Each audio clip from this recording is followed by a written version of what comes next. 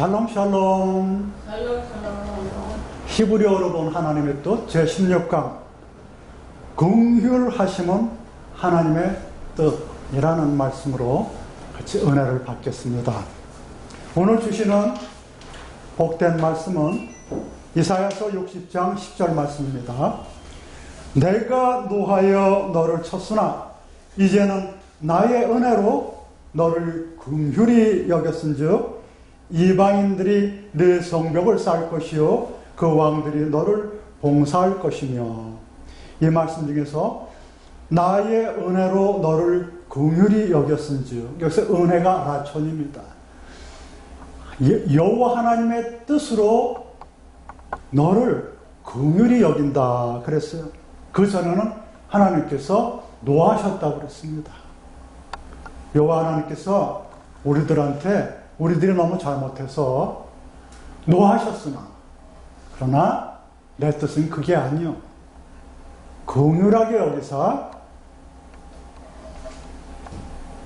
이제 복을 주시겠다 그런 말씀인데, 그것은 하나님의 뜻이랍니다.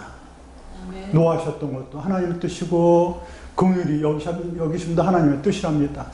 아멘. 그동안 하나님께서 노하셨던 것을 이제는 그래 내 아들 딸들아 그게 내 본뜻이 아니었어 그러는 말씀입니다. 이 긍휼이라는 뜻은 라함이라는 뜻인데, 라함이라고 그러는데 태아를 돌보듯이 이렇게 감싸는 그런 것이 긍휼합니다. 성경에 긍휼이라는 거 헤세드, 은혜로도 많이 나오지만 라함이 긍휼이 더 가깝다고 봅니다. 이 라함의 긍휼은 여기 써있다시피 어떻게 해야 긍휼한 것인가, 빌립보서 2장 1절로 5절 말씀처럼 예수님의 마음, 남을 나보다 좋게, 낫게, 좋게 하긴다는 것은 토부가 아니고 요태를, 넉넉하게, 풍부하다. 여기 뭐라고 썼어요? 네가 나보다 더 능가해. 그렇게 생각하는 거예요. 어머니가 아기를 뵀을 때 얼마나 애지중지 이렇게 보호하면서 10달 동안 이렇게 조심하면서, 자기 몸도 가누기 얼마나 힘들겠어요. 몸도 많이 부르고 체중도 그렇고. 그런데 아기를 먼저 생각하는 거야. 그런 마음이 하나님의 마음이고 그런 마음이 예수님의 마음이에요.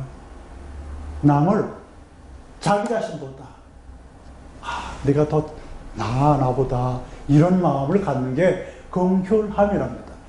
근데 이제 그동안 저희들이 하나님한테 참 여러 가지로 하나님의 뜻에 어긋난 일을 해서 하나님이 노하셨는데, 어떨 때 긍휼함을 보이시냐 하면 순종할 때. 여기 보시면은 신명기 30장 2절로 4절 말씀에 여호와의 말씀을 순종하면 내 하나님 여호와께서 마음을 돌이키시고 너를 긍휼히 여기사. 이 순종이라는 것은 쉐마, 여러분 잘 알잖아요. 쉐마 이스라엘. 그 쉐마는 들으라라는 거지만 귀로도 듣는 것이지만 듣는다는 것은 이해하는 거거든요. 마음속으로 성경 말씀을 이해하고 그런 것이 순종하는 것이고, 그리고 이 순종이라는 것은 지킨다는 뜻이에요. 복종, 지킴 이런 건 많이 나와요. 성경에 지킨다는 것. 순종한다는 것은 말씀을 지키는 게 순종하는 것이에요. 그런 사람들한테 하나님께서 태아 돌보듯이 노함을 그치시고 보호해 주신다는 그런 말씀이 있습니다. 그런데 이 순종이라는 것은 말이에요, 우리가 지킬 때 어떻게 오냐면 매로 올 때도 있어요. 어떻게 오시냐면 미가서 6장 9절에 매를 순히 받고 그것을 정하신 자를 순종할지니라 해서 마태 몽둥이로 때릴 때, 하나님께서 몽둥이를 때릴 때 순종하는, 지키는 그런 마인드를 가져야 돼요. 근데 이 몽둥이로 맞을 때 얼마나 아프겠습니까? 특별히 또 하나님께서 그런 일이 상당히 많아요. 아, 내 이게 도저히 못 참겠어. 이런 게 하나님께서 매를 드는 거예요. 너 도대체 이해를 못했어, 너는. 이런 마음이 올 때 있어요. 그럴 때 그 사람을 통해서 나한테 매를 드는 거예요. 그럴 때, 아, 하나님이 저런 모습으로 나타나는구나. 상대를 통해서 올 때, 아, 이해를 해야지. 이게 순종하는 거예요. 하나님, 여러분들이 하나님한테 순종 안 하는 사람들이 어디 있어요? 근데 사람을 통해서 온단 말이에요. 여러 가지 일들이. 그럴 때, 아, 역지사지. 이해를 해야지. 이해를 해야지. 그런 마음을 갖는 거예요. 얼마나 용서해야 돼요? 7번 용서할까요? 70번씩 7번, 490번이면 계속 용서하라는 거예요. 그런 마인드를 갖는 게 긍휼한, 그런 마인드로 용서를 해야지 하나님의 매를 드는 것을 갖다가 이해를 하는 거예요. 그런 마인드를 가져야죠. 긍휼이라는 것은 하나님과 같은 마음으로 공감을 갖는 거예요. 공감. 같은 마음을 갖는 거. 그게 상대방이 나한테 너무 억울하게 하거나 속상하게 할 때 그 사람과 같은 감정을 가져보세요. 공감. 얼마나 마음이 그 사람이 혹은 얼마나 이해를 못했으면 저렇게 나한테 행동을 할까 하고 공감을 한번 해보세요. 헤아림을 해보세요. 그 사람이 아플 수도 있고 그 사람이 나를 이해할 수도 없고 그 사람이 하나님 말씀을 이해할 수도 없는 상태라면 그럴 수가 있는 거예요.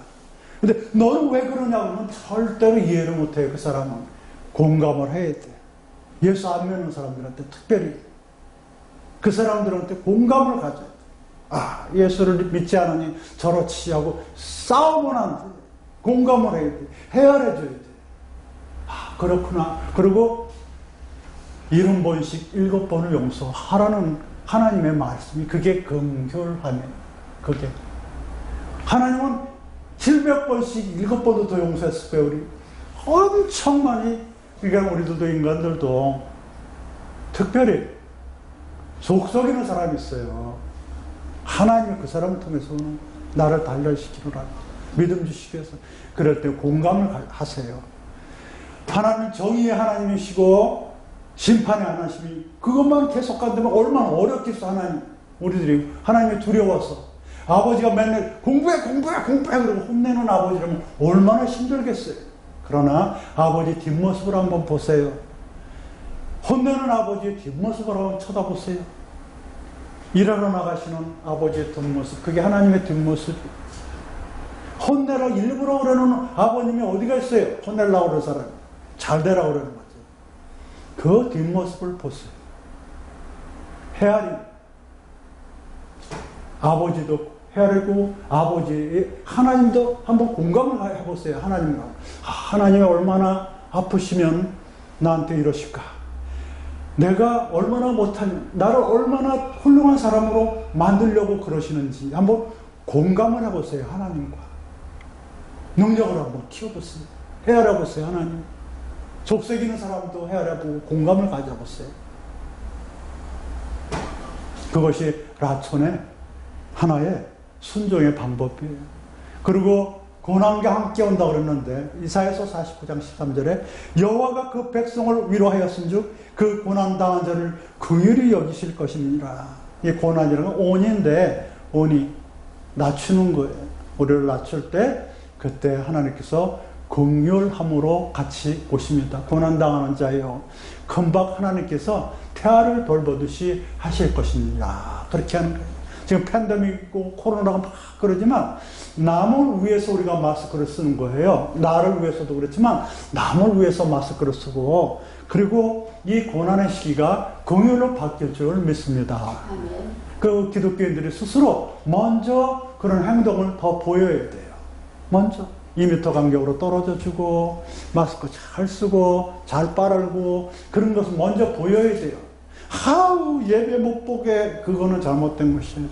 그렇게 잘못된 하나님의 뜻을 잘 듣고 그리고 어떻게 하면 이 고난에서 긍휼로 바뀔까 내 십자가 내가 지고 모범을 보여야 되는 거예요. 그러면 하나님이 그 중심을 보는 거예요. 그 중심 그리스도인의 중심을 보고 긍휼함으로 바꿔주십니다.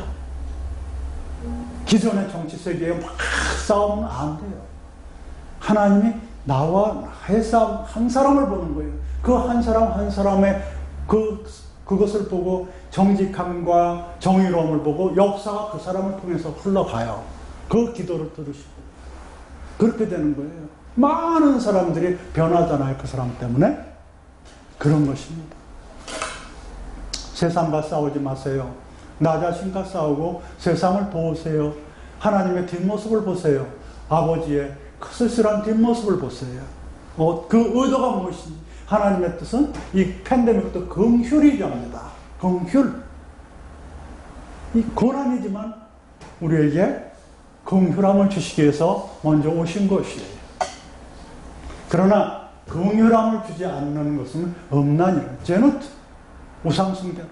이 우상숭배가 뭔데요? 그럼 뭐 우상숭배 많죠. 자기 자신, 물질, 인간관계 뭐 다 그렇지만 성경적인 이 엄난이라는 것은 뭐냐면 여기 이렇게 써 있어요.